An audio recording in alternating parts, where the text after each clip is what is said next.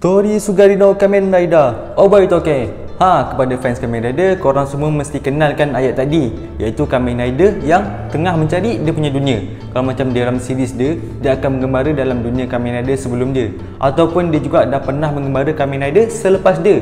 Bukan tu je, dia juga pernah mengembara Kamen Rider sebelum era dia, iaitu Kamen Rider Decade. Di mana korang semua tahu Kamen Rider Decade ni dia punya cerita rating dia tak adalah tinggi mana. Ada Kamen Rider yang cerita dia lagi tinggi rating dia daripada Decade, tapi dia punya fan memang ramai. Sebab itulah fannya digelar Fanboy Decade. Yang mana kalau macam Bro Fatih tengok, yang menyebabkan antara Decade ni ramai peminat, dia punya watak, iaitu Kadir Tsukasa sebagai Kamen Rider Decade memang perfect lah. Memang cantik, memang jadilah, sebab dia macam ada sifat belagak sikit, tapi dia friendly dan memang dia baik lah.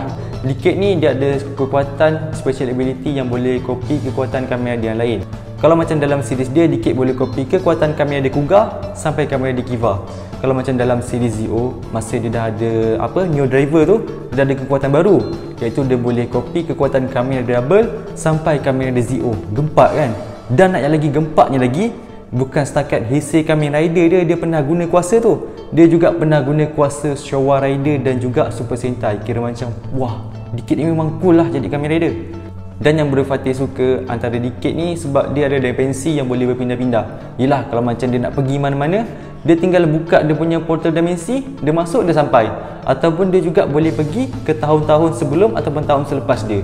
Ada juga Kamen Rider yang boleh pergi ke tahun-tahun macam Zio ataupun Den-O, Kabuto, tapi diorang ni ambil masa sikit. Tapi kalau macam Decade, paling simple lah yang Bro Fatih tengok, sebab dia tinggal buka dia punya dimensi, masuk sampai. Kalau macam Bro Fatih pun boleh buat macam Tsukasa tu, ada dimensi, macam seronok hidup sebab kita boleh pergi mana yang kita nak. Dan masa dia dalam series dia, masa dia mengembara dalam 9 dunia Kamen Rider, ada juga Kamen Rider yang musuh dengan dia. Antara dia macam Kamen Rider Kiva. Sebab apa? Sebab Kiva ni dengan Decade adalah Kamen Rider penghancur. Cuma kalau macam nak diikutkan sejarah, Decade ni memang Kamen Rider penghancur. Sebab apa? Sebab dia ni merupakan ketua tertinggi Daishoka. Kira macam Daishoka ni adalah satu organisasi yang akan menghancurkan umat manusia. Dan watak dia tu, Kadir Tsukasa, merupakan antara watak Kamen Rider yang sentiasa bertukar baju. Sebab kalau macam Bro Fatih tengok, ada Kamen Rider yang bertukar baju juga, dan ada juga Kamen Rider yang setiap episod sama dia punya baju, tak tukar-tukar. Lain pula macam Decade ni. Kalau macam contoh dia masuk alam Lucky ataupun alam Blade, dia punya baju akan bertukar. Sebagai contoh, kadang-kadang dia pakai baju chef ataupun kadang-kadang dia pakai baju polis. Kira macam baju dia tak nampak sama lah setiap episod. Dan bagi Bro Fatih, Decade juga merupakan antara Kamen Rider yang punya storyline yang unik. Walaupun dia punya cerita mungkin ada orang yang tak minat, tapi bagi Bro Fatih dia punya cerita unik dan unknown cerita. Unknown tu maksudnya cerita dia tak diketahui sangat.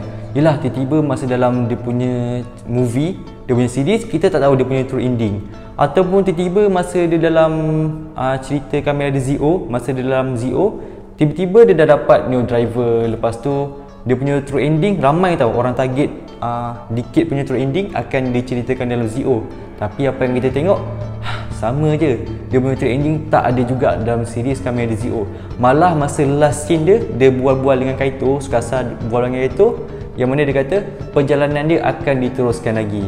Walaupun ada info yang kata Decade ni tak akan masuk dalam era Rewa, tapi Bro Fatih harap dia buatlah comeback dalam era Rewa. Sebab kalau macam Decade ni comeback dalam era Rewa, dia akan jadi satu-satunya Kamen Rider yang masuk dalam 3 era dan juga era selain Kamen Rider, iaitu Super Sentai.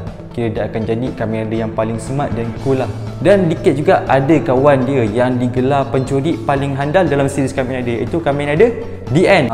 Yang mana Kamen Rider DN ni boleh dikatakan sebagai sahabat karib Kamen Rider Decade lah. Kira macam apa perbezaan antara DN dengan Decade. Kalau macam Decade ni dia boleh copy kekuatan Kamen Rider lain. Kalau macam DN ni dia tak boleh.